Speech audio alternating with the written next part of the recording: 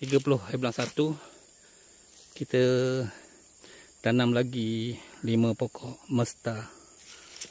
Tengok kita seminggu 2 lambat sikit. Semak sama dah mula naik. Tapi pokok-pokok cerah-cerah tu semua jadi subur lah. Nak buat lagi